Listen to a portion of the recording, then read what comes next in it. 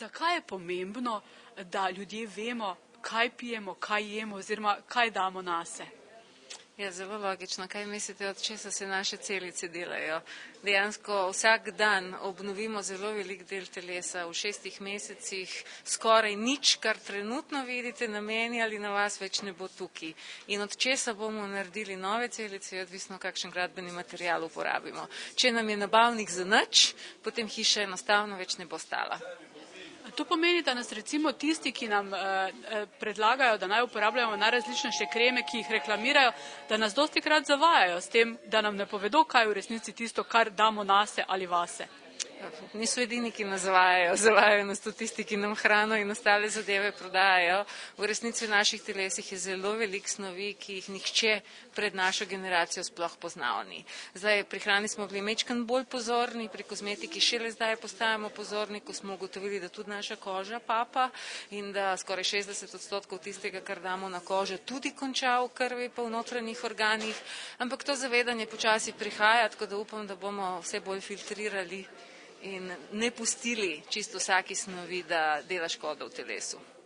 S svojimi predavanji pravzaprav ozaveščate mlade.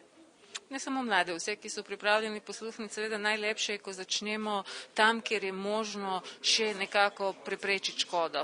Ko pa zelo dolgo čakamo, veste, na predavanjih je tudi veliko ljudi, ki imajo zelo hude diagnoze, tam pa se lahko pogovarjamo o tem, kako lahko podaljšati, kako lajšati, ampak nekako zadevo spraviti nazaj, v normalo pa je zelo težko. Se vam zdi, da smo Slovenci dovolj zavzetni za to, da sprememo to, kar recimo poveste, na kar jih opozorite? Verjetno nadpovprečno, ker povprečne številke v Evropi pravijo, da nekako odstotek ljudi, ki se zanima, zato je v Sloveniji nadpovprečen. Po drugi strani pa tudi nadpovprečno število ljudi, ki o tem sploh še nič ne ve, ker imamo zelo slabe potrošniške organizacije, tudi društva so zelo neorganizirana in šele počasi te zadeve nekako prihajajo v javnost. In kaj se bo zgodilo, če recimo temu ne bomo prisluhnili?